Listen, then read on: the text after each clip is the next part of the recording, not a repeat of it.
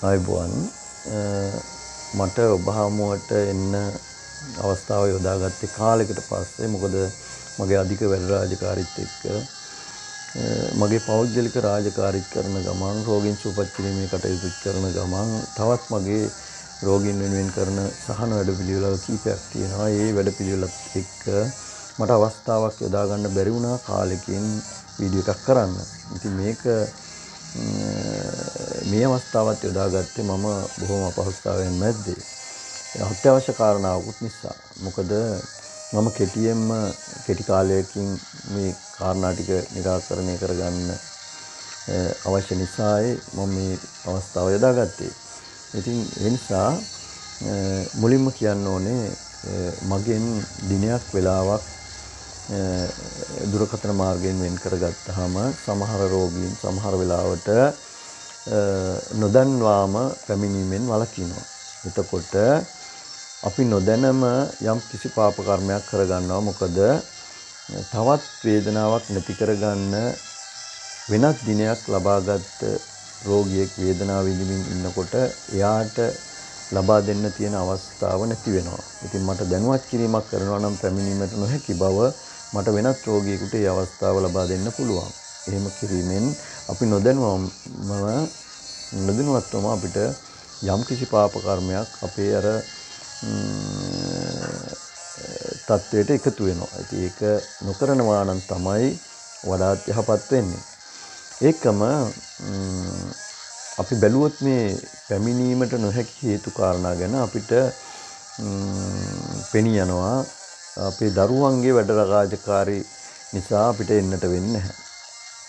එතෙන්දී අපි හිතන්න ඕනේ දැන් අපි කුඩා කාලේ අපිට තිබිච්ච වටාපිටාවනේ මේ දැන් තියෙන්නේ ඊට වඩා හාත්පසින් කාර්යබහුලයි. එතකොට ඉදිරියට අපේ දරුවෝ අපේ වගකීම් බාර ගන්න වෙලාව වෙනකොට ඒ අයගේ කාර්යබහුලත්වය මීට වඩා ගොඩාක් වැඩි වෙන්න පුළුවන්. එතකොට අපි රෝග යටපත් කරමින් ඒවට తాවකාලික ප්‍රතිකර්ම කරමින් අපි මේ ඒගොල්ලන්ගේ රාජකාරී කටයුතු වලට මුහුණ දෙනකොට අපේ බර ඒගොල්ලන්ගේ කරට යන වැඩි කාලය වැඩි ඈතක නොවෙනවා. මොකද ඒගොල්ලන්ගේ කාර්යබහුලත්වය මත ඒ රාජකාරී කරන්න වෙච්ච දවසක අපේ වැඩි බරක් ඒගොල්ලෝ කර මත පැටවෙනකොට ඒගොල්ලන් අපහසුතාවයන්ට මුහුණ දෙනවා වැඩි. අපිටත් ඒ අපහසුතාවයන්ට වැඩිපුර මුහුණ දෙන්න වෙනවා. මොකද අපේ රෝග අපේ ශරීරය තුල මිල් බහගත්තාම ඒවට ප්‍රතිකර්ම කිරීමට අපහසුතාවයන් ඇති වෙනවා. දීර්ඝ කාලීනව ප්‍රතිකාර ගන්නත් සිද්ධ වෙනවා. මොකද ඒවා මුල් බැහැගෙන තියෙන නිසා. ඉතින් ඒ නිසා අපි ඒක නොකළ යුතුයි. ඒත් එක්කම අපි නොසලකිලිමත්කම නිසාත් අපිට මේ අවස්ථාව බැහැර කරනවා. මොකද නොසලකිලිමත්කම කියන්නේ මොනවා හරි හේතු නිසා අපි හිතනවා ඕක තව ටික දවසකින් කරගන්නවා. ඕක වෙන වලාවක කරගන්නවා. එහෙම නිසා. ඉතින් ඒකෙනුත් වෙන්නේ මේ රෝග අපේ ශරීරය තුල මුල් බැහැ ගැනීම නිසා අපිට ප්‍රතිකාර ගන්න තියෙන කාල සීමාව දීර්ඝ කර ගැනීමක්. එතකොට කාලයක් තිස්සේ මේකට ප්‍රතිකාර ගන්න වෙනවා. ඒකත් අපි කරගන්නා තවත් නොකළ යුතු දෙයක්. ඒකෙදී අපි සමහර වෙලාවට වේදනානාශක ගැනීමෙන් අපේ ඒ අපහසුතාවය යටපත් කරගන්නවා. එතෙන්දී වේදනානාශක ගැනීම නිසාත් අපි තව තවත් රෝගී තත්ත්වයන්ට මුහුණ දෙන්නට සිද්ධ වෙනවා. ඒත් එක්කම අපි මේ පාවිච්චිය ගැන හිතලත් අපිට මේ අපහසුතාවය නැතිව මොකද මස් මාළු උඹල කඩ බිත්තර වගේ දේවල් ආහාරයට ගැනීමෙන් වැළකින්න වෙනවා මේ ප්‍රතිකාර කරන කාල සීමාව තුළ. ඉතින් ඒ නිසාත් අපි හිතනවා අපිට කන්න දෙයක්වත් නැහැ මේවා නොකා අපිට ඉන්නත් අමාරුයි. ඉතින් ඒ නිසා අපි ඔය මොනවා හරි කළා පිළිවෙතක් කරගෙන අපි ඉන්නවා කියලා. එතෙන්දිත් අපි අපේ ආශාවන් නිසා අපි මේ අවස්ථාව මගහැර ගන්නවා. හිතන්න මම ඔබ වෙනුවෙන් ප්‍රතිකාර කරන්න ජීවිතේම ආර්ථික ප්‍රතිලාභකින් තොරව මස් මාංශයෙන් වැළකීලා මේ ටික කරනවා නම් ඔබේ රෝගය වෙනුවෙන් ඔබට ප්‍රතිකාර කරන කාල සීමාව තුළ ඇයි මේකෙන් වළකින්න බැරි? මම මේ ප්‍රතිකාර කරනවට අමතරව මස් මාංශයෙන් වැළකීලා 30 වතාවක් රුධිර පරිත්‍යාග කරලා තියෙනවා. රුධිර පට්ටිකා පිළිකාරෝහලට පරිත්‍යාග කරලා තියෙනවා. ඉතින් එහෙම කරන්න පුළුවන් ශක්තියක් මට මස් මාංශ කෑමට නොගෙන එවැනි තත්ත්වයක් කරන්න පුළුවන් නම් ඔබට මේක ශාරීරික දුර්වලතාවයකට කිසිම හේතුවක් වෙන්නේ නැහැ. ඉතින් ඒ නිසා අපි උත්සාහ කරන්න ඕනේ අපේ ආශාවන්ට ඉඩක් නොදී අපි කළ යුතු දේ කරගන්න, දරුවන්ටත් බරක් වෙන්නේ නැති විදිහට අනාගතේ. ඉතින් ඒ නිසා ඔබගේ කටයුතු පුළුවන් තරම් නිවැරදිව කරන්න උත්සාහ කරන්න. දැන් ගොඩාක් දුරට අපිට මේ රෝගී තත්ත්වයන් නැති වෙන්නේ අපේ ආහාර අසමතුලිතතාවය නිසා. අපි බලන්න අපි කොච්චර අපිට ශරීරයට අහිත කරයි කිව්වත් රාත්‍රී 7-8 වෙද්දී ඔය රස ආහාර හදන තැන්වල කොච්චර පෝලිමක් තියනවද කියලා. ඒවා අර රසකාරක ද්‍රව්‍ය යොදන නිසා අපි හොඳටම දන්නවා ඒක ශරීරයට අහිත කරයි කියලා. ඒත් පෝලිමේ ඉඳලා අධික වියදමක් කළා ඒවා අපේ ශරීරයට ලබා ගන්නේ අපි අර රසයට තියෙන ගිජුකම නිසා. ඉතින් ඒක ඇත්තටම නොකළ යුතු දෙයක්. ඉතින් ඒත් එක්කම දැන් අපි ඉවෙන් අපිට ලෙඩ රෝග තමයි මූලික වෙන්නේ. කවදාම හරි ලෙඩ රෝගයන්ට බරපතල විදිහට මුහුණ දෙන්න සිද්ධ වෙනවා. ඒත් එක්කම අපි අහලා ඇති අපි අවුරුදු 45-50 වයසේ ඉන්නවා නම් අපි පොඩි කාලේ අපේ ආච්චිලා සීයලා ওই කෑම පිළිබඳව දරාපු මත. මොකද ඒ අය කියනවා සමහර වෙලාවට මේ හවස් වෙලාවේ ඕවා උයන්න එපා, ඕවා කන්න බෑ. එහෙම නැත්නම් ඔය දෙල්ලු වෙනවා නම් ඔය මුරුංගා කොළ ටිකක් එහෙම දාලා උයන්න. ඔය බලමාළුයි දෙලුයි එකට උයන්න හොඳ නෑ. ඕවා සැර જાති. ඔන්න ඔහොම අදහස් අපිට අහලා තියෙනවා. දැන් කෝ ඒ අදහස්? ඒවා ඇහෙන තැනකුත් නෑ, කියන කෙනෙකුත් නෑ.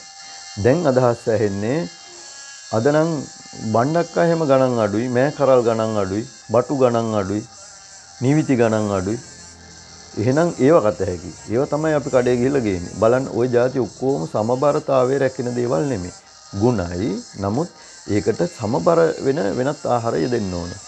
ඉතින් සමබරතාවය නෙමෙයි අපි අද ගොඩක් දුරට බලන්නේ ආර්ථිකය ගැන හෝ කටට දැනෙන රස ගැන. ඉතින් ඒක අපි එහෙම කරලා අපි ලෙඩ රෝග වලට මුහුණ දෙනවා අන්තිමට. ඉතින් අපි ওই සමබරතාවය රැක ගන්න අපිට කඩේ දිහා බලාගෙනම අවශ්‍ය නැහැ. අපිට පුළුවනි වත්තේ පිටියේ තියෙන දෙයකින් ওই සමබරතාවයට අදාළව ඒ කඩෙන් ගේන එළවලු වලට අමතර යමක් ඕකට සමබරතාවය රැකෙන පරිදි යොදා ගන්න. අපි එහෙම කරේ නැහැ.